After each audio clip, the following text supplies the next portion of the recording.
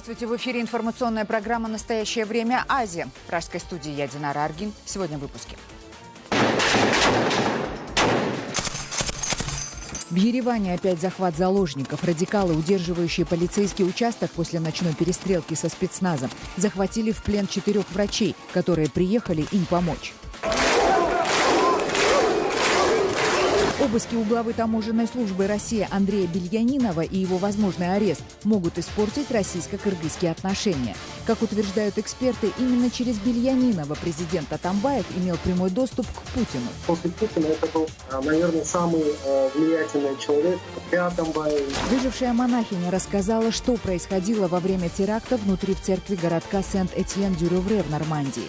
Террористы, отрезая голову престарелому католическому кюре, читали проповеди на арабском языке. Они поставили его на колени, но он пытался защищаться. Они снимали себя на видео. Это было похоже на проповедь около нашего алтаря на арабском языке. Это было ужасно. Пулеметы, автоматы, карабины. На Украине побиты все рекорды по нелегальной торговле оружием. За время перемирия на Донбассе продажи выросли в 2 раза. Власти не справляются с потоком автоматов, гранат и взрывчатки, хлынувших в города. Раньше мы изымали пистолеты и ружья, теперь конфискуем гранатометы и тротилы. Уральские чиновники ополчились на местного фермера, который пожаловался на их махинации с землей Путину. Образцовую ферму разорили и закрыли. В господдержке официально отказано. Убытков на 500 000. Включишь Первый канал. Поддержка фермеров, импортозамещение. Вы видите, нас просто убивают. В Ереване опять захват заложников. Вооруженная группа, удерживающая полицейский участок в центре города, на этот раз после перестрелки со спецназом взяла в заложники 4 врачей скорой помощи. Врачи зашли в захваченное здание, чтобы оказать помощь раненым из числа мятежников. Полиция Армении уже опубликовала кадры ночной перестрелки. Члены вооруженной группировки попросили медпомощь, сказав, что положение их раненых очень тяжелое. Обратно из здания врачи не вышли. Также, со слов полицейских, 2 радикалов сдались той же ночью. Это кадры их ареста. Корреспондент «Радио Свобода» передает с места событий. События в Ереване развиваются по сценарию экшн-фильма с более драматичными сценами. Пока по центральным улицам проходило многотысячное шествие сторонников вооруженной группы, на территории захваченного полка произошла перестрелка. Раненый лидер группы, участник Нагорно-Карабахской войны Павлик Манукян и его сын. Сообщается также, что пострадал 1 полицейский. Правоохранительные органы также сообщают, что 2 участника вооруженной группы сегодня сдались. Это уже не первая перестрелка. Такая же произошла там же накануне. В ночь на вторник мятежники пытались прорвать на захваченном полицейском автомобиле кордон ОМОНа, чтобы создать коридор для своих сторонников, которые митингуют с внешней стороны оцепления. Полицейским удалось ранить 2 нападавших. Они были госпитализированы. Напомним, что вооруженная группа уже захватывала заложников. Это были 6 полицейских, но всех их позже отпустили в ходе переговоров с властями. Стрельба в столице Армении происходит на фоне массовых демонстраций граждан в поддержку мятежников из вооруженной группы САС-НАЦРЕР. В переводе это означает «сосунские храбрецы», как они сами себя называют. С каждым днем протестующих становится все больше, и они, похоже, разделяют требования мятежников об отставке президента Сержа Сарксяна. Также митингующие требуют выпустить арестованного оппозиционного лидера Жирайра Сефиляна. Пока полиции удается справиться с толпой демонстрантов, которые время от времени пытаются прорваться к захваченному полицейскому участку. На этот раз полиция задержала 64 человека. У одного из них был изъят самодельный пистолет. Остальных вскоре отпустили.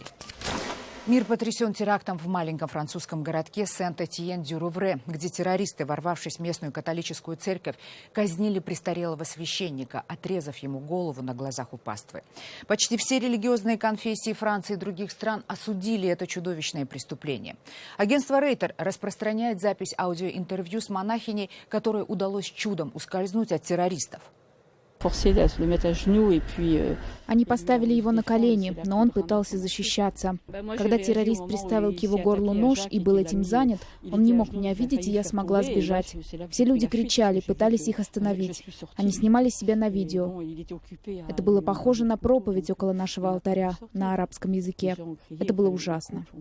Наш корреспондент Гуласал Камолова побывала в Сент-Этьен-дю-Рувре в первые часы после террористического акта. Она поговорила там с местными местными жителями и, как выясняется, для многих действия обоих террористов не стали неожиданностью. В этом доме прожил всю свою жизнь 85-летний священник Жак Амель. Жители Сент-Этьен-дю-Роувре вспоминают его очень добрым и скромным человеком.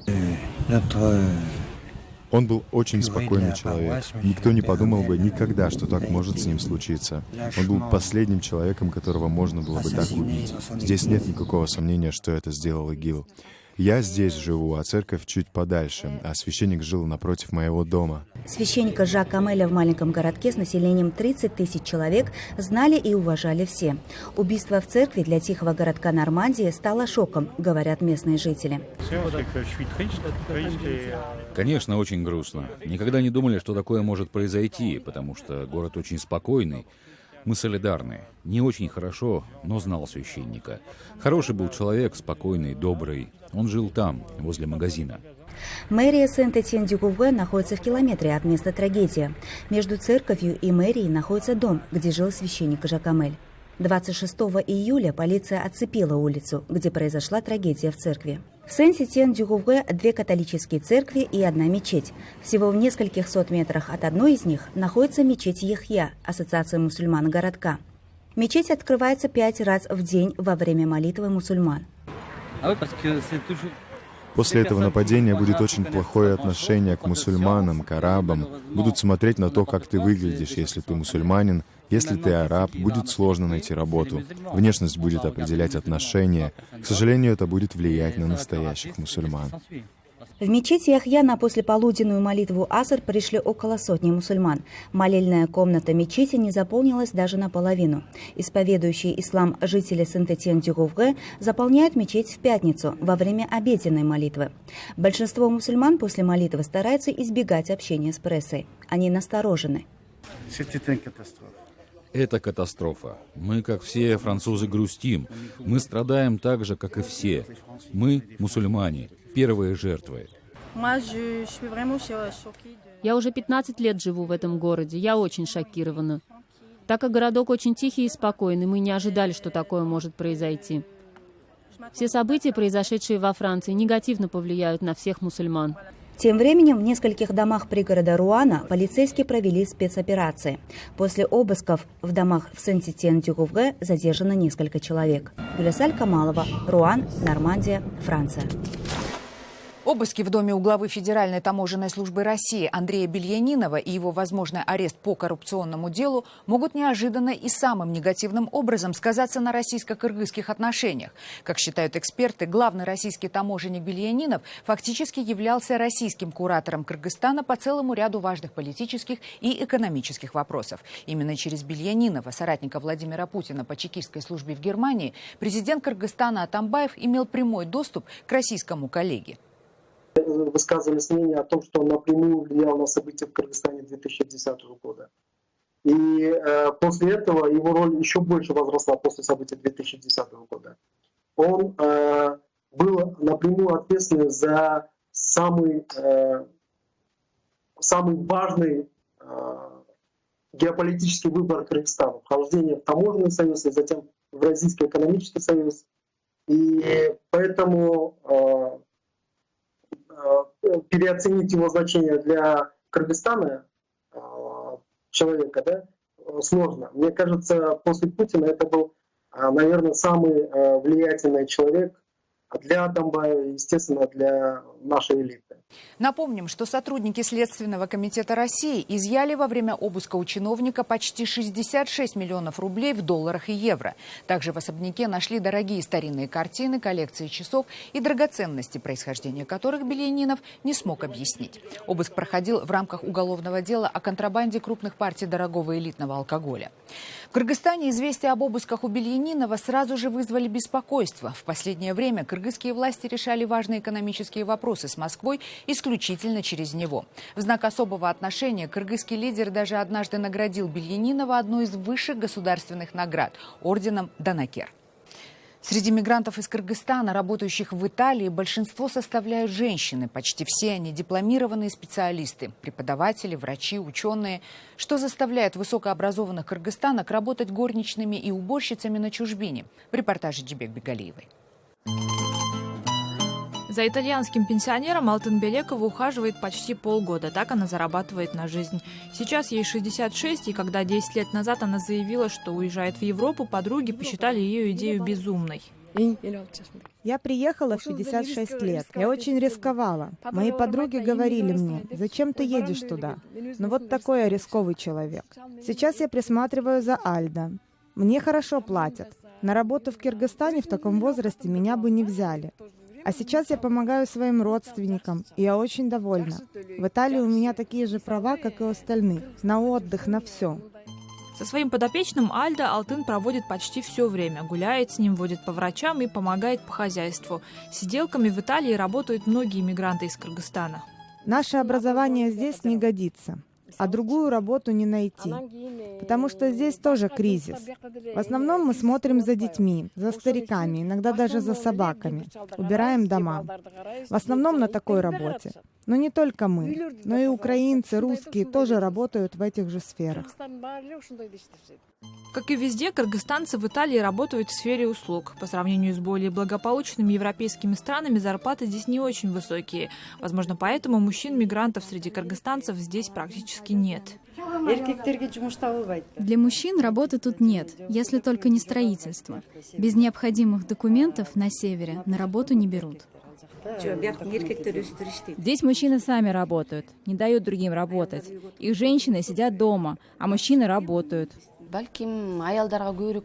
Может, для мужчин работы нет, или, может быть, наши женщины сильнее и терпеливее.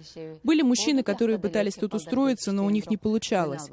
Просто наши кыргызские мужчины гордые. Большинство не выдерживают, считают, что лучше дома. Так же, как и Махаббат, эти женщины имеют высшее образование. Кто-то работал в Кыргызстане преподавателем в университете, кто-то был занят на госслужбе. Но приехав в Италию, почти все они начинали одинаково – с работы горничной или официантки. Когда мне из Бишкека позвонили, я прямо кричала и плакала. Как это так? Я такая вся умная и образованная, хожу к кому-то убираться. Еще сложнее, когда ты не знаешь языка. Он мне что-то говорит, а я на него смотрю, как баран на новые ворота. Оказывается, ему просто надо было тапочки подать. Это очень тяжело морально. Сколько ночей я проплакала. А потом, когда тебя спрашивают, умею ли я гладить, это вообще унижение. Многие их знакомые, которые тоже приехали в Европу за лучшей жизнью, не выдержали и уехали. И таких историй тут много у каждого мигранта. Поэтому те, кто вытерпел все и остался здесь, теперь стараются держаться вместе. Тюбек Бегалиева, Элиза Кененбаева. Для настоящего времени. Далее в программе. Пулеметы, автоматы, карабины. На Украине побиты все рекорды по нелегальной торговле оружием. За время перемирия на Донбассе продажи выросли в 2 раза. Власти не справляются с потоком автоматов, гранат и взрывчатки, хлынувших в города. Раньше мы изымали пистолеты и ружья, теперь конфискуем гранатометы и тротилы. Уральские чиновники ополчились на местного фермера, который пожаловался на их махинации с землей Путину. Образцовую ферму разорили и закрыли. В господдержке официально отказано. Убытков на 500 000. Включишь Первый канал. Поддержка фермеров, импортозамещения. Вы видите, нас просто убивают. На Украине поставлен рекорд по нелегальной торговле оружием. Черный оборот увеличился почти в 2 раза за последний год. Правоохранительные органы связывают это с относительным затишьем на Донбассе, где действует режим прекращения огня. Именно из зоны боев гранатометы, пулеметы и взрывчатка потоком хлынули в украинские города. Подробности у Дарьи Соловьевой. Пулеметы, автоматы, карабины. В отделении полиции Славянска раскладывают конфискованные винтовки и автоматы. Это одно из неочевидных последствий конфликта в Донбассе. Благодаря ему арсенал Украины, одного из крупнейших в мире производителей оружия, вышел из-под контроля государства. В Донецкой и Луганской областях повстанцы разграбили брошенные солдатами базы. А Киев официально выдавал оружие проправительственным отрядам добровольцев. Пока шли ожесточенные бои, оружие оставалось в зоне конфликта. Но с февраля 2015-го, когда стороны договорились о прекращении огня, началась утечка оружия с полей сражений. Кто-то говорит, забыл, кто-то говорит, для проведения рыбалки, кто-то говорит, подарок другу. А мы видим прекрасно, что по всей Украине взрывается во дворах и становится жертвой. И самое главное, что становится жертвой наших детей. Официальные данные обрывочны, но цифры указывают на то, что положение усугубляется. Согласно данным Генпрокуратуры, количество дел о нарушении закона об обороте оружия в Украине с начала этого года в 2 раза превышает показатель всего 2015-го. Во многих случаях причина в халатности. Нерегулярные формирования часто не контролируют надлежащим образом свои арсеналы и не заставляют солдат сдавать оружие, когда те уходят в отпуск. Бывает, захватывают с собой сувениры, патроны, гранаты. Однако часть оружия вывозят специально для продажи организованным преступным группировкам. Источники Рейтер среди повстанцев говорят, что часто заказы приходят из России. Пограничники в Ростовской области подтверждают, только с начала года предотвратили незаконный ввоз более 20 единиц огнестрельного оружия, 6 килограммов взрывчатых веществ, почти 250 мин и гранат и свыше 6,5 тысяч патронов. О росте контрабанды оружия говорят и в Службе безопасности Украины. Конечно, все, у кого есть возможность и желание, хотят войти в этот так называемый бизнес. Организованные преступные группировки всегда торговали оружием. Сейчас канал для его сбыта расширился. Раньше мы изымали пистолеты и ружья, которые были у людей в личных коллекциях или для охоты. Теперь конфискуем гранатометы и тротил. Эксперты говорят, что существует 3 основных маршрута контрабанды. Один пролегает через порт Одессы и Средиземноморье, другой через Балканы, третий через российский Северный Кавказ. Но все они ведут в одну сторону – Ближний Восток, где на черном рынке есть спрос на тяжелое вооружение. Именно туда, в зоны других конфликтов – Ирак, Сирию и Ливию – направляется большая часть украинского оружия. Дарья Соловьева, Екатерина Бучнева. Настоящее время. Фермер из Екатеринбурга жалуется на притеснение со стороны властей, которые начались после того, как он пожаловался президенту России на махинации с землей местных чиновников. Его ферма, которую раньше всем ставили в пример, разорена и закрыта Роспотребнадзором. Убытки составляют 500 000. Эта история не исключение. В таком же положении находятся тысячи фермеров по всей стране. Тему продолжит Екатерина Пономарева. Это французские куры, это контрабанда, привезли яйцо через Украину. Смешно, но тем не менее. Эти 3 контрабандные курицы – все, что осталось птицеводу Бухаровскому. Весной его хозяйство затопило. Вода в помещениях стояла почти месяц. Фермер узнал, местные власти продали по дешевке участки поселка с дренажной системой по отводу воды. Алексей молчать не стал, жаловался. И Путину тоже. Но вместо помощи получил проверку Роспотребнадзора. И его хозяйство закрыли. Дескать, условия для птицы вдруг стали плохими. Мы целенаправленно уехали за город и выбрали для себя вот эту стезю. То есть нам перевернули всю жизнь. Тысячи людей из года в год приезжали и покупали у нас этот молодняк. Тысячи людей. И вот, то есть, где они его сейчас возьмут, непонятно. А 10 лет подряд его хозяйство власти ставили другим регионам в пример. Все изменилось потому, говорит фермер, что глава района в этом году идет на выборы в местный парламент. И жалобы электората ему всю статистику портят. В письме от санврачей не скрывают, жаловались на хозяйство из администрации. Этот сезон Алексей потерял. Убытка уже больше 500 000. Что делать дальше, он не знает. Больше всего меня бесит, что вот это вот включишь Первый канал. Поддержка фермеров, импортозамещение. Вы видите, нас просто убивают. Высокая производительность труда, у него широкозахватная жатка. Это уже Благовещенский район. Александр Теплоухов рассказывает про единственный современный комбайн в его хозяйстве, который сейчас ему как хомут на шее. 4 года назад в Минсельхозе его уговорили купить машину в лизинг по госпрограмме за 6 миллионов.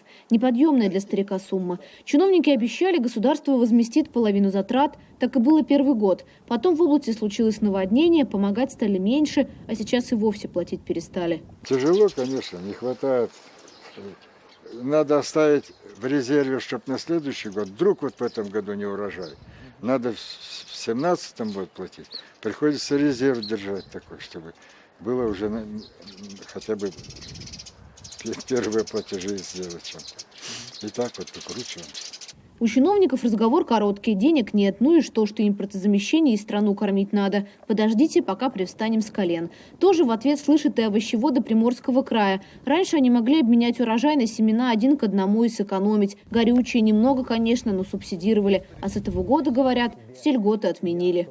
Я думаю, что уровень жизни уже даже начал понижаться и приближается к уровню бреда уже. То есть они скоро сравняются, и мы встанем наравне, так сказать. Мы дуреем на самом деле. Фермер Мельниченко, автор знаменитого «Уровень бреда в России превысил уровень жизни», едва ли не первым заговорил фермерам, если и помогают, то только освободить землю. Это было еще в 2013-м. С тех пор, говорит, перемены есть к худшему. После введения санкций ему жалуются фермеры со всей страны. Десятки ежемесячно. Говорит, спасет фермерство в России только разумная кооперация хозяйств и свое представительство в органах власти. У крестьян и партии профессии своей нет. Над этим Василий сейчас и работает. Правда, иногда отвлекается, выходит в поле косить траву. Говорить чиновникам тоже не помешает. Екатерина Пономарева и Илья Новиков. Для настоящего времени. Вязаные носки стали символом одного из казахстанских поселков Кайнар. Его жители выживают благодаря шерстяным изделиям, которые продают мимо проезжающим путникам и водителям. Приобрести теплые носки ручной вязки можно, не выходя из придорожных закусочных, рассказывает Дмитрий Беляков. Вот такие у нас турецкие носки, мы сами вяжем. А сколько вяжете времени? Вот так, пару носков. Пару носков сколько вяжете времени? За один день. Один день? Да. Один день, одна пара.